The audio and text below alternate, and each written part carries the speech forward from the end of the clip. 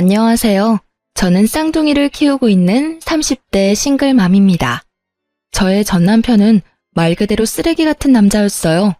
그런 남자를 왜 좋아하게 됐는지 지금의 저는 이해가 가지 않지만 그 당시에는 남편의 그런 철없는 모습도 너무 귀여워 보였거든요. 저는 당시 32의 나이로 외모가 콤플렉스인 수수한 여자였어요. 그래서 남자친구를 몇 번 사귄 적도 없지만 사귄 후에는 생각과는 다르다는 이유로 차이기 쉬운 여자였어요. 그래서 제가 연애를 하고 결혼을 할 거라는 생각은 그냥 접어두고만 있었는데 남편을 만나게 되고 그런 생각은 모두 사라졌어요. 처음 남편을 만난 건 술집이었어요. 저도 남편도 각자 다른 친구와 함께 왔었는데 어쩌다 보니 합석을 하게 됐고 그 과정에서 남편과 친해지게 됐죠. 그때 남편은 푸념처럼 말하곤 했어요. 부모님이 빨리 결혼해서 아이를 가지기를 원한다. 하지만 자기는 그렇게 해줄 여자를 아직 찾지 못했다고요. 솔직히 이 남자가 부모님에게 한없이 약한 인성 좋은 사람인 줄 알았어요. 그래서 그때 이야기도 많이 나누고 연락도 많이 했었어요. 그렇지만 당신은 사귀는 사이는 아니었어요. 그런데 두세 달쯤 지나니 저에게 결혼을 전제로 사귀고 싶다고 하더군요. 얼굴은 자기 타입인데 성격은 부모님 타입이라고요. 솔직히 나보다 3살이나 어린 남자에게 이런 식으로 고백당하니 저도 가슴이 두근거리며 기분이 날아갈 듯 기쁘더라고요. 그래서 시어른 될 분들을 보러 집에 갔는데 거기서부터 너무 놀랐었어요. 집은 비싸 보이는 전원주택에 부모님들도 무척 교양 있어 보여서 그냥 소시민인 나와 우리 가족이 결혼을 할 수 있을까 싶은 생각만 들더라고요. 그런데 의외로 그 집에 갔더니 시어른들이 너무 좋아하셨어요. 그렇게 두 분의 마음에 쏙 들어 결혼을 하게 됐고 결혼 후에는 금전적으로 도움도 많이 받았어요. 시부는 엄격한 면이 있지만 상냥하신 분이고 시모도 친절하고 부드러운 분이셨거든요. 그런 제 결혼 생활은 완벽한 신데렐라 스토리가 될 뻔했지만 저에게는 문제가 하나 있었어요. 바로 외동아들로 곱게 큰 남편이 철이 없고 생각이 너무 짧다는 거였어요. 사실 결혼 후에 들은 이야기였는데 시부모가 저를 좋아한 이유도 제가 연상에다 차분한 성격이라 남편을 잘 단속할 거라고 생각했기 때문이었대요. 그런 이야기까지 듣고 나니 가정의 평화를 위한 책임감이 막중해지더군요. 그러다 찾아온 위기는 아이를 낳기 전이었어요. 그때는 한창 아이를 낳으려 노력하던 때였어요. 시부모님이 너무 손주를 원하기도 하셨지만 저도 슬슬 더 늦으면 노산이 될 상황이 오기 시작했으니까요. 그렇게 열심히 시험관 준비 중이었는데 남편은 그때쯤 점점 늦게 들어오기 시작했어요. 남편은 당시 중소기업에서 일하고 있었어요. 그런데 결혼 1년 차에는 꼬박꼬박 집에 잘 들어오더니 2년이 넘어가자 점점 풀리기 시작했어요. 취해서 들어오는 것도 많았지만 다음날 새벽에 집에 들어온 적도 많았어요. 처음에는 야근하고 회식하느라 늦는다는 남편의 말을 믿었는데 뒤로 갈수록 믿기 힘들어지더라고요. 왜냐면 퇴근 시간인 저녁 6시 이후로는 절대 제 연락을 받지 않는 거예요. 그리고는 집에 들어오기 직전에 연락을 한다거나 아예 답이 없이 늦은 적도 많았어요. 처음에는 바빠서 그런 거라 생각했는데 이렇게 계속 바쁠 리가 없잖아요. 야근을 한다면 야근 수당이 붙어서 월급이 많아져야 하는데 월급은 계속 그대로고요. 그렇다면 이유는 2가지 중 하나였죠. 야근을 하지 않고 내게 거짓말을 했거나 야근을 했지만 야근 수당을 다른 데에 썼거나 솔직히 어느 쪽이든 문제는 있다고 생각했어요. 어떻게 할까 고민하다가 오랜만에 만난 고향 친구가 좋은 생각을 알려주더라고요. 네 이름으로 전화해서 안 받으면 다른 사람 이름으로 연락해봐. 똑같이 안 받으면 바쁘다는 거고 혹시나 받으면 남편이 네 전화를 피한다는 뜻이지. 참으로 좋은 생각인 것 같더라고요. 그래서 일단 남편에게 전화를 걸었어요. 그때가 저녁 8시쯤이었는데 역시나 전화를 받지 않더군요. 그리고 친구의 계정으로 남편의 SNS에 안녕하세요 라고 짧게 연락을 시도했어요. 그런데 갑자기 바로 연락이 오더라고요. 그 연락을 보니 화가 완전 뻗치더라고요. 게다가 연락 온 메시지가 더 열받게 했어요. 남편 놈은 안녕하세요라는 물음에 누구였지? 혹시 그때 그 클럽에서 만난 사람인가? 하고 보냈던 거예요. 열받은 저는 바로 제 폰으로 남편에게 연락을 했어요. 역시나 받지 않길래 남편에게 톡을 보냈죠. SNS 계정으로 인사 보낸 건 아니까 지금 당장 집에 들어와? 라고 말이죠. 저는 친구에게 미안하다고 하고 집으로 돌아가 남편을 기다렸어요. 그런데 간 크게도 남편은 4시간이나 지나 자정을 훌쩍 넘긴 시간에 어슬렁어슬렁 들어오더라고요. 자기가 뭘 잘못했는지도 모르는 그런 태연한 얼굴. 저는 열이 받았어요. 내가 들어오라고 했는데 여태껏 뭐 했어? 야근한다는 것도 다 거짓말이지? 좀 그만해. 짜증나게 왜 이렇게 집착하는 건데? 결혼했으면 이제 슬슬 놔줘야 할 때 되지 않았어? 짜증나게 맨날 저녁에 전화하고. 바쁜데 너 때문에 일도 제대로 못한다고. 얼굴 가득 짜증을 채운 남편 놈을 보니 기가 차서 말도 안 나오더라고요. 왜 방귀 낀 놈이 화를 낼까요? 지금 이 상황에서는 제가 화를 내야 하는 거잖아요. 지가 뭘 잘못했다고 짜증을 내는지. 뻔뻔한 남편 놈의 태도에 저는 더 열이 받아버렸죠. 도대체 뭘 하고 싸돌아다니느라 와이프 전화 연락 다 씹는 건데 모르는 여자 연락받을 시간은 있고 내 연락받을 시간은 없어? 모르는 사람이 연락 오니까 아는 사람인가 싶어서 다시 연락했던 거고 당신은 어차피 집에 빨리 오라는 이야기만 할 거니 일부러 안 받은 거지. 내가 이렇게 된 데는 네 책임도 있잖아. 매번 똑같은 걸로 전화하는데 안 지쳐? 뚫린 입이라고 멍청한 소리를 마구마구 짓거리는 남편을 보니 새삼스레 제가 왜 이런 남자랑 결혼했나 싶은 생각이 들었어요. 와이프가 화를 내는 게 당연한 이 상황에서 뭐가 그렇게 당당한 건지. 야, 내가 매번 똑같은 거 물어볼 거 알면 미리 늦게 간다 일찍 간다 이야기하면 될 일 아냐. 그러면 내가 너 기다리느라 언제 오냐고 물을 필요 없고. 그리고 너 늦게 오는 거 여자 만나느라 그런 거지? 그런 거 아니라고. 너 완전 상상력이 대단하네. 내가 여자 만난 증거라도 있어? 증거가 있으면 가져와. 나는 너무 결백하거든. 솔직히 나처럼 사람 좋아하고 노는 거 좋아하는 사람이 여태껏 결혼하고 한 번도 그렇게 즐기지를 못했는데 무슨 여자야? 너 여기서 한 발짝만 더 가면 의부증이야. 알아? 그러니까 내 일에 신경 쓰지 마. 저는 뱃속에서 솟아오르는 분노를 꾸역꾸역 삼켰어요. 큰 소리를 내지 않으려 얼마나 고생했는지 계속 침을 삼켜야 했어요. 의부증? 네가 그렇게 행동을 하니까 내가 의심하는 거잖아. 그리고 진짜로 의부증이 어떤 건지 보여줄까? 네가 제일 싫어하는 집착질 보여줘봐. 그래, 너 마음대로 살아봐. 그럼 나도 내 마음대로 시댁에 다 일러 바칠 거니까. 저는 결국 최종 병기를 꺼냈죠. 시댁. 예전에 남편이 제게 이렇게 말했었어요. 부모님은 끊을 수 없는 돈줄이자 족쇄라고 말이죠. 그러니 시댁 이야기만 나오면 약해질 수밖에 없는 거죠. 남편이 중소기업에서 박봉으로 일하면서도 넉넉하게 살 수 있는 건 시댁에서 주는 용돈 때문이었어요. 시부는 매달 우리 집에 80만 원 정도를 주고 계셨어요. 저랑 남편이랑 딱 40씩 나눠 썼는데 그게 크거든요. 꽁돈이라는 생각도 들고, 근데 시댁에서는 한 가지 원칙은 지키셨어요. 남편이 사고를 치면 용돈을 끊어버려요. 물론 시부께서 몰래 제 손에 80만 원씩 쥐어주셨지만 남편은 그런 사정 따위 모르고 있고요. 그리고 그 시댁 어른들은 저를 남편보다 더 믿고 있었으니까요. 남편도 그걸 아는지 결국은 화를 꾹꾹 참으며 말하더군요. 집에는 말하지 마. 일찍 오면 되지? 진짜 너 치사하다. 어떻게 그런 걸로 사람 약점을 잡고 흔들어?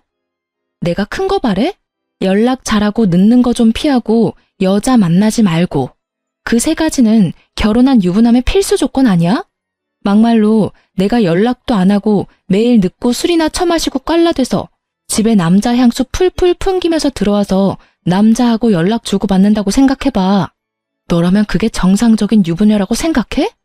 그 이야기를 들은 남편은 제 말이 일리가 있다고 느꼈는지 한마디 딱 하더군요. 연락만 잘하면 되지.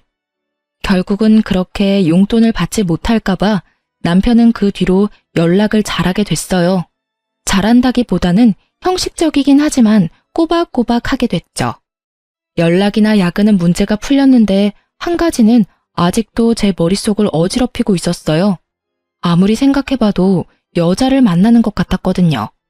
모르는 여자의 연락에 그때 클럽에서 본 애냐고 묻는 건 아무리 봐도 여자를 만났다는 뜻이잖아요. 솔직히 클럽을 다니는 것도 신경이 쓰였지만 그 문자 때문에 더 신경이 쓰여서 그건 추궁하지도 못했어요. 그래서 그 뒤로 남편 카드 내역을 종종 뒤졌어요. 이렇게까지는 하고 싶지 않았지만 신경이 쓰이더라고요. 그래도 그 뒤로는 조용히 몇 달을 넘어갔어요. 그렇게 지지고 볶던 우리에게도 새 생명이 찾아왔어요. 저희는 자연 임신이 안 돼서 시험관을 했었고 그렇게 이란성 쌍둥이를 낳았어요. 이때도 남편은 얼마나 비협조적으로 굴었는지 시모가 강력하게 아이를 원하지 않았다면 아이가 생기지 않았을지도 모를 정도였어요. 저는 천사 같은 두 아이들을 위해 간호사 일을 그만두고 집에서 육아에 전념하기로 했어요. 육아휴직이 없었지만 시모가 매달 150만 원 정도 주고 있었어요. 솔직히 우리가 살고 있는 집도 차도 모두 시부모 명의라 저희 앞으로는 돈 나가는 게 별로 없었어요. 게다가 시모는 자주 저희 집으로 배달을 시켜주셨어요.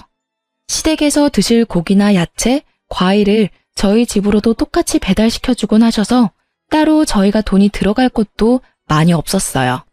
대신 쌍둥이 육아는 거의 혼자서 해야 해서 힘들긴 했어요.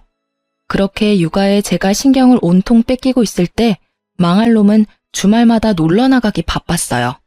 그래도 평일에는 일찍 집에 들어오려고 했으니 저도 평범하게 생각했었고요.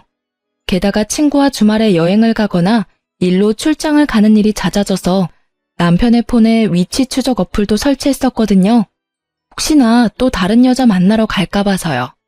그런데 항상 간다던 목적지 그대로였고 친구들도 모두 사진 찍어서 보내니 의심할 게 없었어요.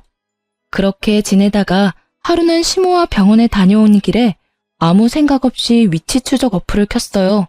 평일 낮이라 회사에 있을 거라는 당연한 생각을 하고 켰는데 현재 남편의 위치는 회사가 아니라 강릉이더군요. 어플이 혹시라도 잘못됐을 수도 있으니 확인을 해보려고 남편 회사에 전화를 했어요.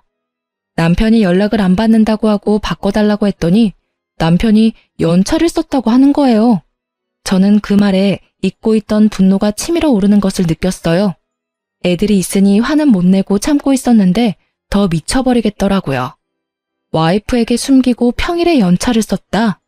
분명히 숨기고 싶은 행선지 숨기고픈 상대가 있다는 거 아니겠어요? 이건 99.9% 여자가 있는 거라는 생각이 들었어요. 그런데 아무리 요리조리 찾아봐도 꼬리를 못 잡겠더라고요. 기회를 엿보고 있었는데 며칠 뒤 주말에 남편이 인사불성이 돼서 친구들에게 실려왔더라고요. 저는 이때가 기회라고 생각하고 남편의 폰부터 뒤졌어요. 그런데 이 용의주도한 남편놈은 패턴과 비밀번호까지 싹 다 바꿔놨더라고요. 지문으로도 해봤는데 지문 인식도 안 해놨더군요. 결국 허탕만 친 저는 한숨을 쉬며 남편을 놔두려다가 남편의 넥타이가 사라진 걸 발견했어요. 아침에 나갈 때는 분명 제가 선물한 넥타이를 착용했었거든요. 그게 사라진 걸 보니 기분이 또 나빴어요. 이제는 제가 사준 선물까지 막 버리고 다니나 싶은 생각이 들었거든요. 주말이라 애들을 시댁에 맡겨놓았던 저는 남편과 같은 집에 있기 싫어서 낮쯤에 밖으로 나와 길거리를 걸었어요. 저녁까지 들어가지 않고 혼자 시간을 보내다가 중고거래 어플에서 보내온 알림을 받고 집으로 향했어요. 공기청정기를 시모가 새로 사줘서 기존에 쓰던 걸 중고거래하려고 했거든요. 그 글을 올려놨었는데 누군가 연락이 온 거죠. 그 연락을 확인하러 중고거래 어플에 들어간 저는 그곳에서 잃어버린 물건 주인을 찾는다는 최신 글을 보고 깜짝 놀랄 수밖에 없었어요. 바로 뒷면에 남편 이름이 적힌 남편의 넥타이였거든요. 집 근처에 술집 사장이 올린 글이었는데 어제 처음 온 손님 넥타이라며 가져가라고 글을 올려놨더라고요. 저는 이거다 하고 생각하고는 후다닥 술집으로 향했어요. 안녕하세요. 넥타이 보고 왔는데요. 저희 남편 거라 찾으러 왔어요.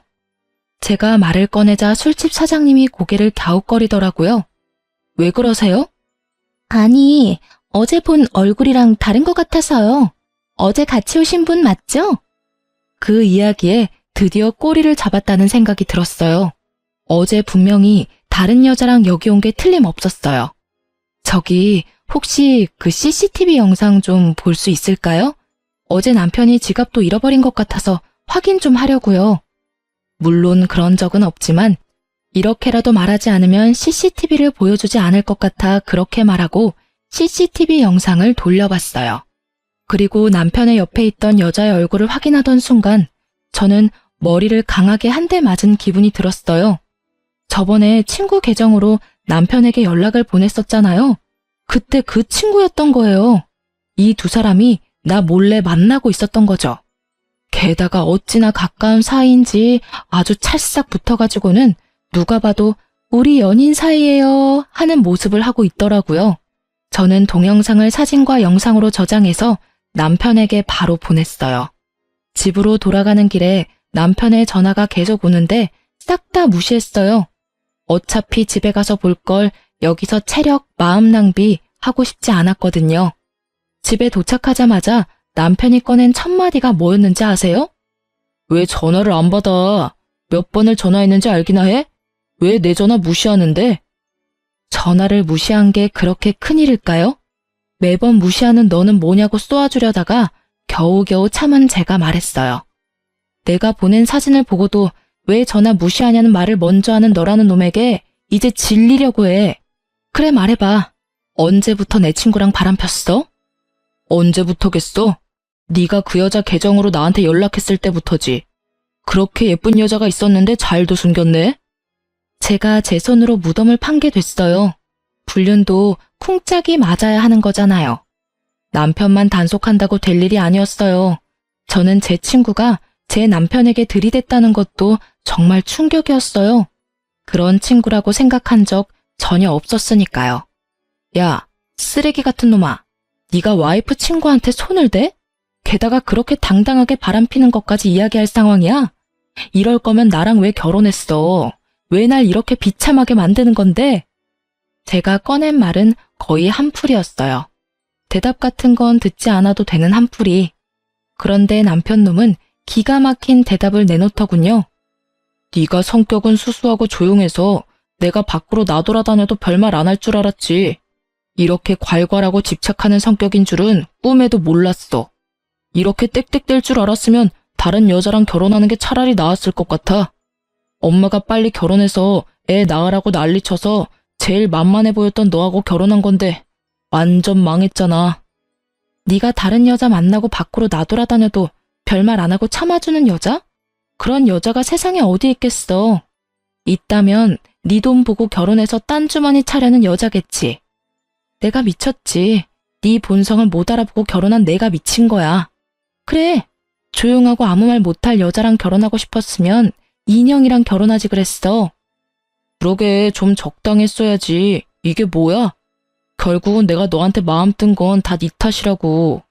내가 잘못했다고 생각하는 것 자체가 난센스야. 원인은 모두 너한테 있다는 말이지. 밖으로 내뱉는다고 다 말이 아니야. 뭐 됐어. 너랑은 이야기 끝났어. 그럼 같이 가서 시부모님한테 이혼하겠다고 말씀드려. 나 당신이랑 못 살겠으니까. 정말? 진짜 이혼해주는 거야? 우와, 요 근래 들어 너무 좋은 일이잖아. 그래, 내가 가서 직접 말할게. 지금 갈까? 룰루랄라 얼씨구나 좋아하는 남편놈을 보니 생각하는 게 눈에 환하더라고요. 돌싱되면 신나게 놀 수 있을 거라고 생각하는 듯 했어요. 그렇지만 누가 그렇게 놔둔대요? 절대 그렇게 놔둘 수 없죠. 남의 눈에 눈물 나게 해놓고 즐겁게 보내도록 만들면 안 되죠. 내가 불행한 만큼 너도 불행해져야 똑같을 거잖아요. 제가 굳이 남편놈에게 이혼 이야기를 직접 시부모님에게 밝히라고 한 데는 다 이유가 있었어요. 그런데 그것도 모르고 좋아하며 앞장서는 남편을 보니 속으로는 회심의 미소를 날리고 있었어요. 저와 남편이 시댁에 도착했을 때는 이미 저녁 시간이 훌쩍 지났을 때였어요. 아이들은 모두 작은 방에서 자고 있었고 시부모님은 두 분이서 조용히 TV를 보고 계셨어요. 어머, 너희들 웬일이니? 갑자기 무슨 일이야? 애들 벌써 데리러 왔어? 아님 어디 아파? 시모는 걱정이 가득한 얼굴로 저희에게 왜 왔냐고 물어봤어요. 아니, 콕 집어 저에게 말한 거죠. 시모와 함께 병원을 다녀온 게 며칠 전 일이라 시모가 저에게 신경을 많이 쓰고 계셨거든요. 저는 남편을 앞으로 떠밀었어요. 남편은 당당한 걸음으로 앞으로 나서더니 자기가 결심한 걸 이야기하더라고요. 엄마, 우리 이혼하기로 했어. 그러니까 그렇게 알고 있으라고. 남편 놈의 폭탄 발언에 시부모는 완전 난리가 났어요. 갑자기 그게 무슨 말이야? 이제 막 쌍둥이 낳은 애들이 이혼은 무슨 이혼이야? 너희 싸웠니? 싸웠다고 해서 그런 말 막 하면 안 돼. 그래, 무슨 일인지는 모르겠지만 대화로 잘 풀어봐, 응? 부부싸움은 칼로 물베기 같은 거야. 둘이서 잘 이야기해보면 분명히 조율이 될 테니까. 시부모는 저희를 달래려 애쓰는 중이었고 남편은 그 상황에서도 아주 당당하게 말하더라고요. 아니, 남편이 밖에서 하는 일에 사사건건 참견하고 떽떽거리며 잔소리하는 거 싫어서 이혼하고 싶은 거예요. 게다가 의부증까지 있는지 저한테 위치 추적 앱 같은 거 설치해놔서 솔직히 숨 막혀서 같이 못 살겠어요. 다른 사람들이 들으면 오해하겠어. 당신은 아무 잘못 없고 나만 잘못한 것처럼 말하네? 왜 당신 바람핀 이야기는 안 해? 나한테 속이고 내 친구랑 강릉 여행 가고 술집에서 친구 옆에 끼고 놀다가 내가 선물해준 넥타이 버리고 온 건 왜 이야기를 안 해? 부모님들도 모든 상황을 다 들어야 우리가 왜 이혼을 결심했는지 이해하실 거 아냐. 누가 이야기 안 한대? 이제 막 할 거였다고. 뭐 엄마 아빠 들으신 대로 바람핀 건 사실이고요. 당분간은 돌싱으로 있고 싶어요. 솔직히 결혼 생활 내내 너무 답답했거든요. 와이프가 잘못하긴 했지만 저도 바람핀 책임은 있으니 부모님이 이 여자한테 위자료 두둑히 좀 챙겨주고 좋게 끝내면 될 것 같아요. 그 말을 들으니 제가 이혼을 결심한 게 정말로 잘한 일이라는 게 확 와닿더라고요. 여전히 철없고 정신 못 차리는 천하의 개쓰레기 같은 발언을 아무렇지 않게 하는 남편을 보니 말이죠. 그리고 그 말을 면전에서 듣고 있는 시부모의 꼭지도 함께 돌게 만들더라고요. 야, 너 미쳤어? 네가 지금 제정신으로 그런 말 하는 거냐? 당분간은 돌싱으로 있고 싶어? 이 미친놈이.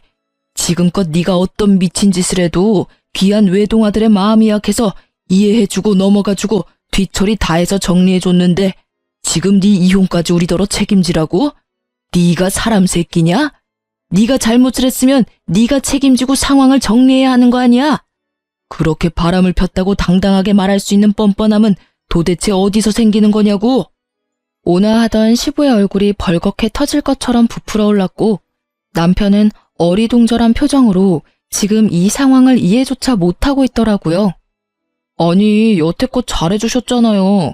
결혼한 거 그냥 이혼하겠다는데 왜 그렇게 심각하게 굴어요? 솔직히 애가 뭐가 그렇게 중요한데요? 저는 제 인생이 더 중요해요. 애한테 인생 붙들리는 거 딱 사양이라고요. 남편의 말에는 더 이상 생각해줄 가치조차 없었어요. 어머님, 아버님, 일이 이렇게 됐으니 며칠 전에 저와 나눈 이야기는 없던 걸로 해야 할 것 같아요. 어차피 가족이 아니면 그게 좀 힘들다고 하니까요. 아가, 안 돼. 다시 한번 생각해봐. 네가 힘든 건 내가 다 알아. 이 정신 나간 아들놈은 내가 제자리에 돌려놓을 테니까 아무 생각하지 말고 제발, 응? 너 이 미친놈아. 너 와이프의 생떼 같은 자식들 놔두고 뭐하는 짓거리야? 네가 뭔 짓을 한지 알기나 해?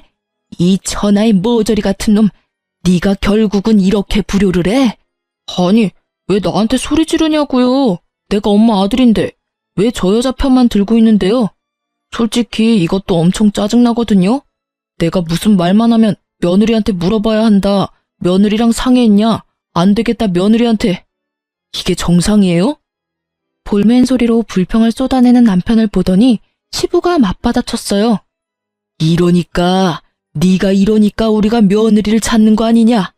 네가 처신을 똑바로, 아니지, 상식적으로만 해도 우리가 며느리를 찾을 리가 있겠어? 너 혼자 애 둘을 어떻게 키울 건데? 귀찮게 애는 왜 키워요? 그냥 다 이 여자 줘버려요. 애는 기회 되면 다시 만들면 되지. 네가 진짜 미쳤지? 너희가 왜 시험관을 했는데? 네가 지금 시험관 아니면 애를 못 낳는다고? 그 와중에 손주들까지 우리한테서 떼어놓겠다고? 네가 사람 새끼야? 넌 도대체 뭐가 모자라서 이렇게 참한 며느리랑 이혼을 하려는 거야? 네가 여태껏 데려왔던 애들 중에 이만큼 착하고 성실한 애가 있기는 했어? 설마 또 어디서 너처럼 노는 거 좋아하는 여자 데리고 오면 우리는 허락할 생각 추호도 없어. 아버지, 그건 걱정하지 마시라고요. 저 당분간 여자 데리고 올 생각 없다니까요. 솔직히 돌싱을 좀 더 즐기고. 그 이야기에 시모가 남편 등짝을 찰싹 때리더라고요. 결국 참지 못한 거겠죠. 저는 이 쓰레기 같은 남편 놈이 이제 무슨 말을 해도 더 이상 화가 안 났어요. 그냥 빠른 손절이 답이라는 것만 더 강하게 느낄 뿐이었죠. 뭘 더 즐겨 뭘? 네가 지금 엄마 목숨줄 가지고 있는 거 모르지? 이런 말까지 안 하려고 했는데 네 와이프가 나한테 뭘 해주기로 했는지 모르지? 그게 뭔데요? 뭔데 이렇게 호들갑인데요? 뭐 얼마나 대단한 거길래 거창하게 목숨줄 운운하는 건데? 네 와이프가 얼마 전에 너희 엄마랑 병원 갔다 왔어. 신장이식 적합한지 조직검사 받으러.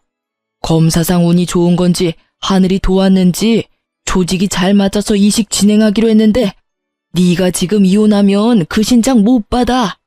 엄마 매번 투석하러 다니느라 힘든데 너 때문에 이식도 못 받고 죽으면 네가 책임질 거야? 내가 며느리 신장 때문에 이러는 거 아니야. 시부모한테 신장 떼주는 게 어디 쉬운 일인 줄 알아? 네가 모자람 없이 컸다고 돈이면 다 된다고 생각하나 본데 이런 거는 돈으로 되는 문제가 아니야. 하늘이 내려준 기인을 네가 네 발로 차버리니 이 부모 속이 문드러지는 거 아니냐고. 어른들한테 잘해. 애들한테도 잘해. 성격도 좋고 너 단속도 잘하는 이런 며느리 대체 뭐가 문제라고 네 놈은 이혼을 하겠다 지랄이야? 시부의 그 말에 남편의 얼굴이 깜짝 놀라더라고요. 저는 이때 남편이 180도 돌변해서 저한테 사과라도 하면 어쩌나 생각했거든요. 솔직히 정이 뚝 떨어진지라 어차피 이혼 결심은 했는데 진심으로 사과하면 시부모님 생각에 마음이 약해지면 어쩌지 하는 생각이었죠. 그치만 저의 기우였던 거죠. 이 멍청이가 뭐라는 줄 아세요? 그러면 나한테 먼저 말했어야지. 그런 건 내가 해결해 줄 수 있으니까. 뭐? 이식을 네가 해주려고? 시부모는 기대감 하나도 없는 목소리로 남편에게 물었고 남편은 당당하게 말했죠. 지금 사귀는 여자한테 말하면 되잖아. 그 여자가 엄마한테 주면 되지. 조직검사 안 맞으면 다른 여자 데리고 올게. 그럼 됐지? 그 이야기를 듣는 저도 벙치고 시부모님도 벙치고 결국 시부모님은 화가 머리끝까지 나서는 또 등짝을 날리더라고요. 얼마나 분노했는지 시부는 말까지 더듬더라고요. 하긴 그 대사가 충격이긴 했어요. 지가 만날 여자들은 뭔 죄예요? 게다가 시부모님들이 그런 걸 허락이나 할 것 같으냐 그 말이죠. 제가 신장 주겠다고 했을 때도 극구 사양하셨던 게 시모였어요. 어차피 오래 살았다며 네 거 받고 몇 년 더 사는 게 무슨 의미냐고요. 시모는 진짜 좋은 분이신데 자식은 왜 이 모양 이 꼴인 건지. 너 이 미친놈이 말을 네가 지금 무슨 말을 한 건지 알기나 해? 그럼 그렇지. 네가 해주겠다는 말은 애초에 기대하지도 않았어. 그런데 이런 정신 나간 말을 들을 생각도 없었다고. 뭐?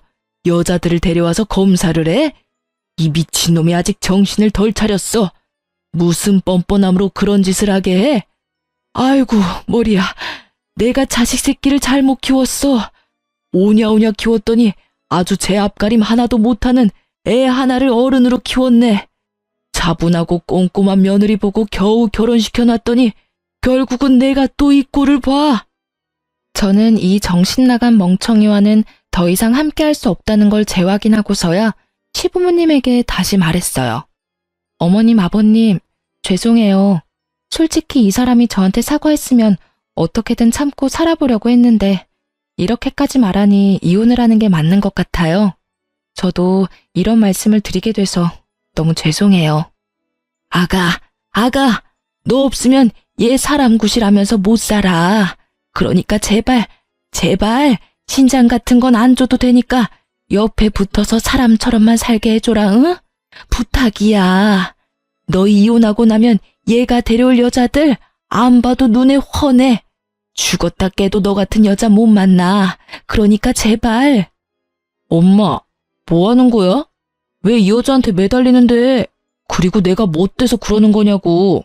나도 철들었다니까. 엄마 신장도 내가 하나 갖다 주겠다니까.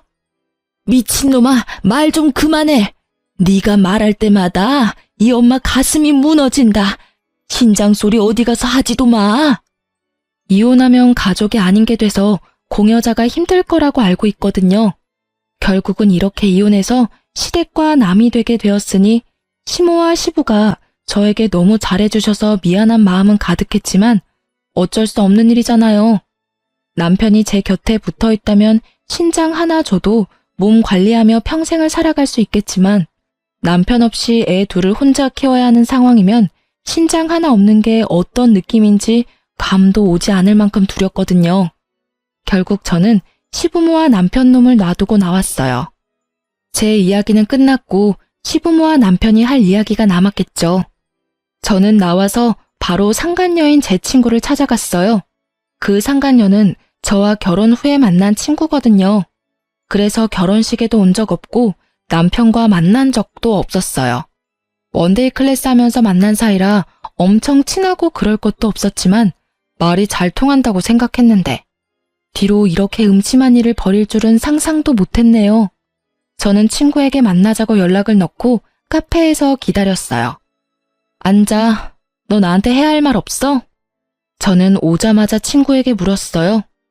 무슨 말? 나 너한테 할 말 없어. 네가 나한테 보자고 한 거니까 네가 나한테 할 말이 있는 거겠지? 무슨 일인데 불러내서 분위기 잡는데? 꼭 내 입으로 들어야겠어? 너 내 남편이랑 바람 피는 거 나한테 들켰어. 이래도 할 말 없어? 아, 그거? 그게 어때서? 사람 만나서 사랑하는 거 흔한 일 아니야? 그 사람의 유부남이었을 뿐이고 나는 그래도 상관없다고 생각한 것뿐이고 내가 직접적으로 너한테 상처 준 건 없잖아. 아주 둘 다 쌍으로 또라이였더라고요. 말하는 걸 들으니 참. 그래, 상처 준 건 없지. 그래도 남의 남편하고 바람난 걸 세상에서는 불륜이라고 불러. 그리고 너는 상간녀고 내 남편은 불륜남이지. 넌 뭐가 그렇게 잘나서 떳떳해? 네가 한 행동에 조금도 미안한 마음 없어? 너 설마 이러려고 나하고 친구했어? 솔직히 네가 하고 다니는 거 보면 네 남편 궁금하기는 했어. 돈도 많아 보였고 노는 것도 좋아하는 것처럼 보여서. 그때 내 SNS로 연락하라는 것도 일부러 그런 거야. 연결고리가 있어야 하는데 네가 딱 잘 걸려준 거지. 솔직히 나는 네가 이혼하든 안 하든 상관없어. 그냥 내 옆에서 풍족하게 만들어줄 남자만 있으면 되거든. 그러니까 돈 많아서 내 남편을 꼬셨다는 말이었어요. 실상은 시부모 돈 없으면 완전 평범하다 못해 쥐꼬리만한 월급 겨우 받는 회사원인 거 알면 어떨까? 반응이 궁금하더라고요. 그냥 사실대로 말해주려고 했죠. 너는 지금 네가 처한 상황을 모르나 본데 생각보다 일이 크게 났거든? 나는 너희 이혼하든 안 하든 상관없다니까? 이혼하면 좋게 하지. 난 솔직히 그 사람이 딴 여자 만나도 이해할 수 있어. 돈 많잖아.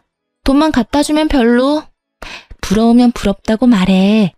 결혼하고도 여자 때문에 전전긍긍하는 네가 불쌍해서 그래. 그 남자 폰 보니까 나 말고도 여자 많던데 뭐. 제 말을 제대로 듣지도 않고 그저 이딴 말만 짓거리는 친구를 보니 참으로 답 없다고 생각했어요. 안 부러워 전혀. 그리고 넌 남편이 어떤 놈인지도 모르고 있는 것 같고 그 집에서 무슨 일이 벌어지는지도 모르는 것 같네. 내가 말해줘도 들을 것 같지도 않고 그냥 몸소 겪어봐. 네가 그렇게 즐거울 수 있는 것도 오늘까지일 테니까.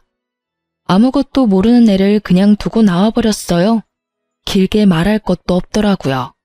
사랑 뭐 이런 이야기 했으면 저도 화났을 텐데 돈 이야기하니 그냥 김 빠지더라고요. 돈 보고 만나는 걸 보니 조만간 남편 본체 알면 떠나겠구나 싶기도 했고요. 그렇게 며칠 뒤에 시모한테 저 연락이 왔더라고요. 이혼 이야기 마무리도 할 겸 잠시 집에 오라고요. 시댁에 갔더니 그 짧은 시간 동안 몇 년은 늙어버린 것 같은 시모가 앉아있더라고요. 왔니? 네, 어머님. 혹시 몸이 많이 안 좋으세요? 병원 가보셔야 할 것 같은데.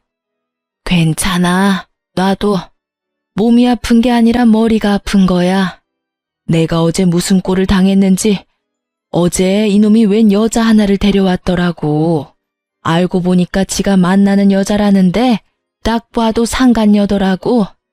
내가 맘에 들지 않아서 빨리 내보내려고 했는데 세상에 이놈이 그 여자한테 뭐라고 했는 줄 아니? 야, 우리 엄마한테 신장 하나 이식해줘. 그럼 나쁘지 않게 대접할게. 이러는 거야. 그 여자애가 놀라서 자기가 왜 그래야 되냐고 했더니 아들놈이 자기랑 결혼하려면 당연히 그렇게 해야 한다고 하지 뭐니? 그 대화에 나도 놀라고 남편은 더 열받아서 노발 대발 그 와중에 병원까지 데리고 간 거 아니? 병원을요? 거기 가서 뭘 했는데요? 뭐긴 뭐야. 내 아들인데 그 속을 모르겠어? 어디서 그런 미친 것이. 근데 그 여자도 만만치 않더라. 나한테 자기가 신장 주겠다면서 결혼하려면 당연히 그렇게 하겠다면서 앞장서는데 아휴 결국은 바로 나왔어. 검사는 안 하셨나 보네요. 시간 좀 걸리던데. 그게 아니야. 조직 검사를 할 필요조차 없었거든. 세상에 그 상간녀가 얼마나 술을 많이 마셨는지 신장이 너무 안 좋아서 도리어 치료받아야 한다는 판정받고 입원했어. 예, 그 와중에 아들놈이 상간녀한테 난리를 치는데 너 같은 거 필요 없다면서 거기서 내버려 두고 오지 뭐니? 네가 이혼한 거 천만 다행이야. 내가 그놈 엄마이긴 한데 네가 같이 있었다간 너만 힘들었을 거다. 오늘은 또 뭐라는 줄 아니? 나한테 신장 줄 여자 찾겠다면서 더 열심히 여자 만나러 다니는 꼴이. 내가 그래서 내 앞에서 신장 얘기 절대 하지 말라 그랬어. 어디서 사람을 이식 못 받아서 환장한 사람으로 만드는지 내가 이러다 제명에 못 죽지. 그 이야기를 듣는데 너무 웃겨서 웃음이 나올 뻔한 걸 참느라 고생했어요. 하긴 술 좋아하고 노는 거 좋아하면 신장이 안 좋아질 수도 있죠. 시모는 제게 미안하다며 양육권과 친권에 관해서는 다 저에게 맡기겠다고 했어요. 시모도 아시는 거죠. 본인은 몸이 힘들어서 손주들 보살필 처지도 아니고 그렇다고 아들놈에게 맡기려니 믿음이 없고 결국 남는 건 저뿐이었으니까요. 남편은 그렇게 잘 사는 것처럼 보였는데 이혼이 제게 유리하게 흘러가자 상황이 달라졌어요. 너 왜 위자료 지급 안 해? 그리고 애들 양육비도 안 줬거든? 처음부터 이렇게 굴면 나중에 곤란해. 제가 전화를 먼저 했어요. 지급받아야 할 돈들이 나오질 않아서요. 그랬더니 약간 당황한 말투로 말하더군요. 엄마가 돈 준 거 아니야? 이상하네. 우리 집 전기랑 난방도 끊겼어. 그리고 잠깐만. 폰 너머로 도어락 비밀번호 누르는 소리가 몇 번이고 들리더니 당황한 듯 남편이 말하더라고요. 집이 잠겼는데? 결국 당황한 남편이 전화를 끊었어요. 분명히 시댁에서 손 쓴 것 같아서 시댁에 전화해서 물었더니 시부 명의의 카드는 모두 정지시키고 집은 아예 팔아버리려 내놨다고 하더군요. 시부 말로는 이대로 놔두면 아예 인간 쓰레기가 되겠다 싶어서 이제라도 모질게 마음먹고 훈육하는 거라고 했어요. 결국 시부모의 단호한 제재에 깜짝 놀란 남편놈은 시부모에 매달리며 돈줄 끊지 말아 달라고 했지만 시부가 너도 성인이고 번듯한 직장 있으니 네 돈으로 벌어서 네 돈으로 살라고 했다네요. 그렇지만 이미 카드빚도 가득한 데다가 여자들과의 유흥에 돈을 다 써버리는 바람에 쓸 돈이 없었으니 결국 여자도 못 만나고 열심히 돈만 갚는 중이라고 해요. 위자료와 분할재산과 양육비 등을 지급받지 못한 나에게 시모가 따로 연락해서는 몰래 주시더라고요. 이러니 저러니 해도 자식에게는 약한 게 부모인가 봐요. 그래도 그냥 주는 거 아니고 전 남편 월급에서 따박따박 돈 떼어가고 계시답니다. 그분들에게 필요한 게 돈은 아닐 거예요. 다만 이 기회에 전 남편이 정신 차리기를 바라시는 거지. 그런데 그런 시모를 또 열받게 한 일이 있었다는데요. 시모가 결국 신장 이식을 친척 조카에게 받기로 하고 그 조카에게 비공식적으로 시부모의 재산을 조금 넘겨주기로 하셨대요. 워낙 고마운 일이니까요. 그런데 그 재산 넘겨준다고 열폭한 남편놈이 시댁과 그 조카 댁에 가서 난리를 치는 바람에 시부모도 완전 열이 받을 대로 받아서 한 번만 더 사고치면 나머지 남은 재산도 다른 사람들한테 다 나눠줄 거라고 으름장을 놓자 결국 쫄아서 조용히 지내고 있다고 합니다. 참 사람 일 몰라요. 철없는 놈이랑 결혼해서 피 본 거 생각하면 화딱질만 나지만 그래도 귀여운 아이를 낳게 해준 것만은 고맙다고 생각해요. 그리고 전 남편을 보면서 아무리 귀여워도 애들은 절대 오냐오냐 키우지 않겠다고 생각했어요. 귀하다고 오냐오냐 키웠더니 완전 인간 쓰레기가 되어버렸고 그 덕에 애먼 저까지 힘들었잖아요. 솔직히 이혼 후에 편했다고 말할 수는 없어요. 돈을 받았어도 독박 육아는 여전했으니까요. 그래도 애들이 조금 크니 어린이집에 보낼 수도 있고 그 사이에 일도 시작할 수 있어서 좋아요. 남편의 빈자리까지 채울 수는 없어서 친정집 가까이 이사도 했어요. 그리고 애들이 시어른들과는 관계가 돈독해서 전 남편 없을 때 몰래 시모가 부르면 애들이랑 같이 갈 때도 많아요. 이혼은 했지만 시어른 손주들이기도 하고 관계도 좋으니 막을 필요는 없다고 생각해요. 다만 제게 재혼할 사람이 생기면 그때는 어떻게 할지 잘 모르겠네요. 하지만 아직까지는 저한테 그런 사람은 없어요. 그리고 저도 만나고 싶은 마음은 없고요. 그냥 이렇게 사는 것도 좋은 것 같거든요. 실은 또 저런 남자 만날까봐 걱정되는 게 제일 크지만요. 어쨌든 글을 쓰면서도 제가 이렇게 힘들었나 싶은 마음이 들 정도로 지금은 즐겁게 살아요. 항상 나쁘고 힘든 일만 있으라는 법은 없으니까요. 함께 글을 읽고 계신 분들도 저처럼 마음이 편안해지셨으면 좋겠네요. 지금까지 제 사연 들어주셔서 무척 감사합니다.